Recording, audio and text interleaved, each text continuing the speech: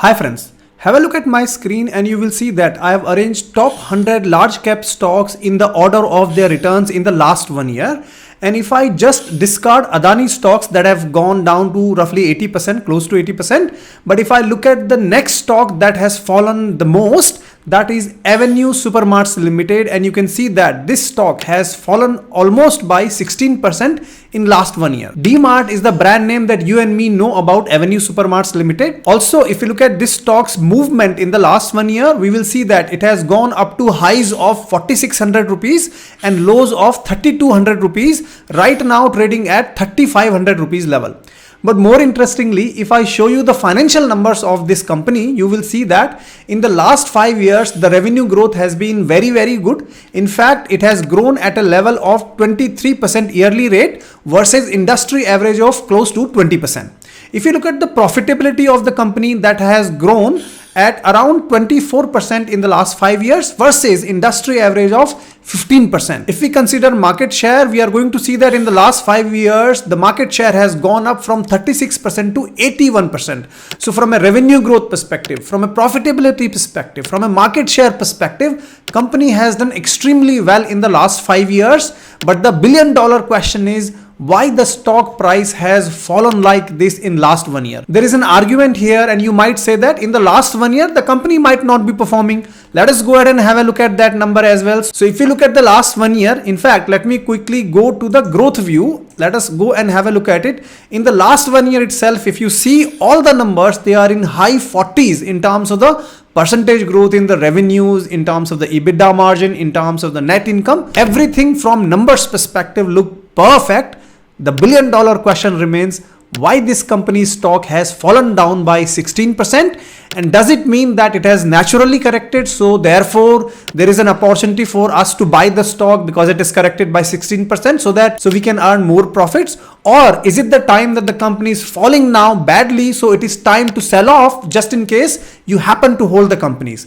I'm going to give you some exclusive content in this video, and if you like that, please press the like button so that more and more people can understand how to analyze specific stocks when it comes to the business fundamentals of the company and the share price movement. With that, let's get this video started. So there are 4 fundamental problems or challenges the company is facing right now, and I will present to you facts, totally unbiased, and you make a decision whether you see them as challenges or not. My job is to present facts to you. So problem number 1 is their general merchandising and apparel business is falling down. Have a look at my screen and you will see that Dmart broadly divides their business into 3 main categories. Number 1 is food business, number 2 is non-food business, and number 3 is general merchandising and apparel business. Now, interestingly, if you look at the data, you will see that in fiscal year 2023, the share of general merchandising and apparel, let's call it GMA for short. Now, interestingly, what you see is that GMA's share of revenues from Dmart perspective is roughly 23%.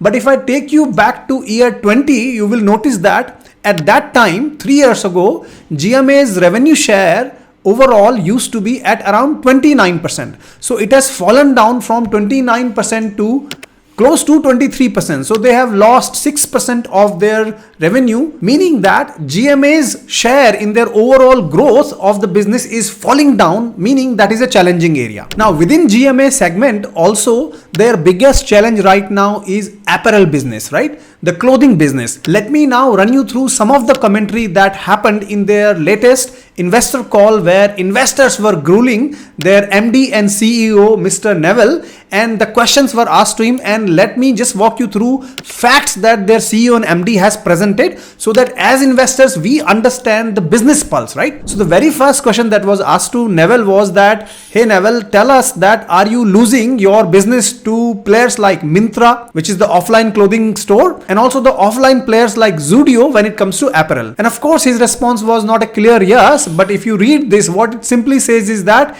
in the last few years, what has happened in India is people have figured out that the apparel segment has a lot of money in it, and therefore players are entering into the market, and therefore there is lot happening in this market, and they are potentially losing their market share to these players. For example, have a look at Meesho. They are selling clothing at a dirt cheap price, and the entire positioning that Dmart takes as a store is that they are value driven chain. They give you a lot of discount, they give you value products, right? Therefore they are losing market share to people like Meesho, people like Zudio, and this is what they have sort of acknowledged at some level. The second key reason that their apparel business is not doing well right now because of their category misalignment, or the product mix that they have in the apparel segment is not appealing to the customer. That is what their CEO and MD has commented, and he has clearly acknowledged that there is a problem area for us and we need to work on it. Also, when another investor, Vivek Maheshwari, asked this question to Neville, that Neville, Meesho used to be $500 million GMV, gross merchandising value, and right now it is close to $4.5 billion GMV. Do you not think that you are losing market share? And again, Neville did not have an answer for that. All he said is that that is beyond company's control, that more and more customers are going to some other players like Meesho, Myntra, Zudio, etc. But the question is how big a problem this is. And again, when somebody asked this question that how big this problem is, Neville's response was very reasonable, and I don't think it's a really big problem, because what he said is that if you look at our GMV business, you will see that out of, if I go back to 23, you will see that 23% of our revenues are coming from GMA sector, and in that also if you look at apparel business, that is lower contribution. So therefore they are not disclosing the numbers, but if we take a wild guess, out of this 23% revenue, I would say that 15% of their business is coming from GM business, while the remaining 8% is from apparel business. This is my guess. They have not disclosed the number, but they have clearly mentioned that their apparel business is lower in terms of the contribution, and this tells us that their PAT or the margins are not going to get impacted by that much. So as such, it is not a major problem, but what the management have acknowledged is that there is a problem here that they need to sort out. The second big problem the company is facing is a really big problem. Let me walk you through, and this is a fundamental problem the company is facing. So what you see on my screen is number of stores the company has opened in the last few years, and you see that the number of stores that they have been opening has grown up, and in the last year they have opened close to 40 stores. But is this enough in Indian market? Absolutely not. This is because opening 40 store a year is only resulting in 11 to 12% growth in their base number of stores, and that is not enough. That is not aggressive enough. And when this question was asked to him that you need to get to at least 15%, 18% of growth in terms of number of stores you open, because that is where your major revenues are coming from, what Neville had to say was that it is not a problem in terms of lease versus owning a store. That is not the problem right now. The fundamental problem the company faces is that they are not getting large size stores like 40,000 square feet store, and also the shape and size in which they want the store. And secondly, if they go to malls, then the rental is extremely high. This being a value grocery company, they can't afford to pay a lot of rent, so they are keeping away from malls, which is very sensible. But the problem remains same. They can't open lot of stores at an aggressive rate like what Reliance has done, and therefore their growth is right now limited. And this is a very big problem, because if you look at the dumb maths that Vivek has done, what he's saying, one of the investors, he's asking Neville this question that if you only do 10 to 11% of store additions and 6 to 7% of triple S simply means same store sales growth. I will explain to you in a minute, but that means that your company is only going to grow at a 15 to 17% annually. Is this good enough for you, Neville? And Neville says that no, it is not. Of course it is not. But I don't think Neville had any good answer on that particular question, and that clearly shows us that they are not going to open 80 stores, 70 stores in a year. That is the kind of growth that company should be projecting, but they right now are not able to do that because of the limitation that we talked about. Also, one other investor, when they asked them that if you look at your capex per store, that is typically the cost per store, that is close to 25% to 30% higher from the previous year. What is causing this? And Neville's answer was the inflation in the real estate segment, as well as the larger stores that they are embarking upon, that is causing per store cost to go high, meaning that their margins are also coming down. So all in all, key takeaway here is that they are not able to aggressively open number of stores that they should be, and secondly that their cost per store is going high, meaning that their margins are going to come down, and this is a very fundamental problem in terms of the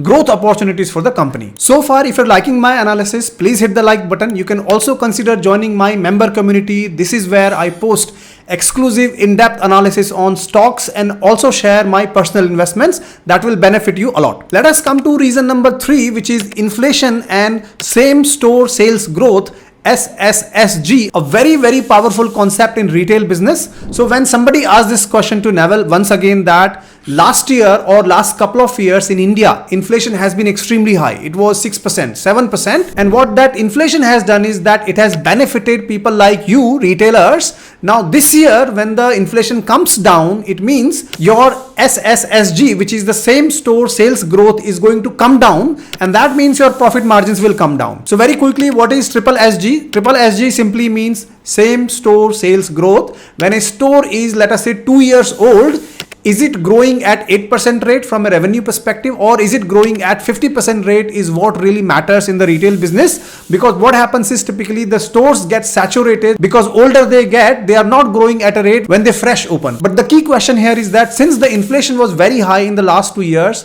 if this year or in the next year inflation comes down, that means that if, let us say, the inflation comes down from 6% to, let us say, 4% by 2%, that means if their triple SG was normally, let us say, 8 to 9%, and if it can come down to like 6 to 7%, and also please understand that 77% of their business is from a store based business, from a non-GMA business perspective. So what that typically means is that their profit margins are going to come down in the next few quarters as the inflation eases. And for this, what Neville's answer simply was that yes, we are also seeing some of that is a clear sign that it is possible that their triple SG might slow down in the coming quarters, and that means that the company may not be able to produce that high level of profit margins that it has done, as I shown you in the beginning of this video. The fourth big problem that I see is on their Dmart online, which is their Dmart ready business, and this is a double-edged sword. Because if they don't have the online presence, then what happens is they are going to lose the market share to likes of Big Basket and Reliance. But because they have this online presence, this is typically eating into their general merchandising and apparel section.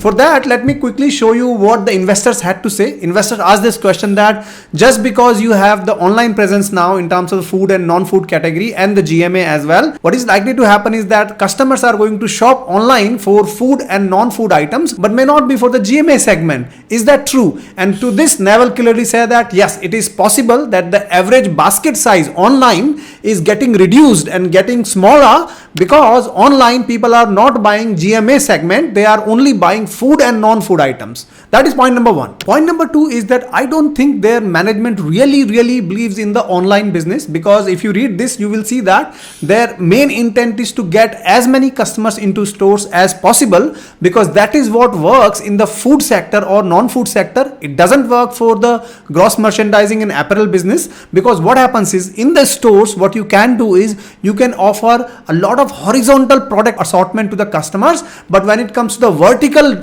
or the depth of the products, you only offer few very specific value products that have a lot of pricing discounts available to the customers, and that is not possible on the e-commerce business. That is what clearly Neville has indicated here in this paragraph, and this is a very important point to note, because if I show you the data, you will see that in 2020 as well as in 2023, their online business, which is the Avenue E-commerce Limited, was making losses even in 2022, close to 142 crores, as well as in 2023, the loss has gone up to close to 193 crores. So from an online perspective, the company is not doing great. It is also eating their GMA or the average basket size from a customer's point of view. Let us now quickly have a look at the valuation so that we understand should we take any positions in this stock right now or not. What you see on my screen is 3 ratios. So if you look at the first one, which is enterprise value divided by EBITDA, from that perspective, it should be valued at close to 2,790 rupees per share. From an enterprise value divided by sales perspective, it should be valued at roughly 4,081 rupees. And from a price divided by sales perspective, it should be priced at close to 4,164 rupees, while the stock is currently trading at close to 3,500 rupees level. So from that perspective, it has corrected a lot. If you look at the PE ratio of this stock in the last 3 years, we will see that the highest it used to go it as around 313 PE, extremely high PE, and median PE used to be around 160. Right now the stock is trading at 95, so it has come down from its higher PE as well as from a median PE perspective. Also, if you look at the competitors, you will see that in the retail business, you see 7 retailers here.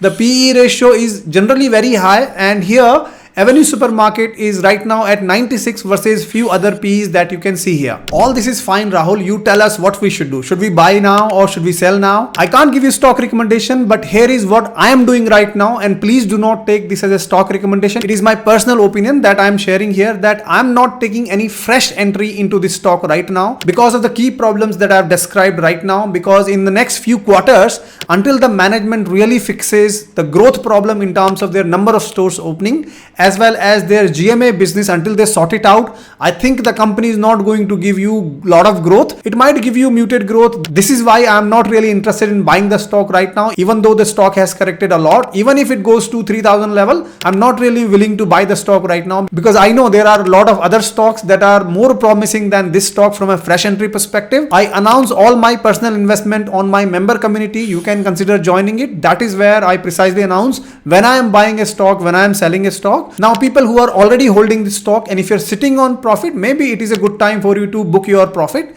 But people who are sitting at losses, I can't give you the advice. My simple advice will be for you to carefully watch the next few quarters of the company, see how their GMA business is performing, see at what speed they're opening number of stores, and accordingly you take a personal call. Having said that, let me know in the comments, based on this video and your own research, what do you think is the future prospects of Dmart? Do you think the share prices are going to go up in the short term, or do you think the prices will continue to come down in the short term? Let me know in the comments. Secondly, if you want to learn about new age stocks like AI stocks or EV stocks, I would recommend you to watch these two videos. They are very, very important, and they will give you a lot of good insights about EV stocks as well as AI stocks. Thirdly, let me know in the comments any specific stocks you would like me to analyze, and if I get a lot of comments on a particular stock, I will pick that one and will create a dedicated video on that particular stock. You can also follow me on Instagram, LinkedIn, Twitter. You will find my social media handles in the description as well as in the comment section. Lastly, please be aware that there are a lot of scams going on in my name. People are pretending to be me and sending a lot of links and messages to you on Instagram, Twitter, LinkedIn, and YouTube. Please do not believe and do not give single rupee to anybody pretending to be me, because I will never send you a personal message asking for money, asking for Bitcoin investment and blah blah blah. I simply request you to ignore any messages you are getting from a person that is pretending to be me. Please be safe and vigilant. I hope you enjoyed this video. I will see you in my next video. Until then, keep rocking.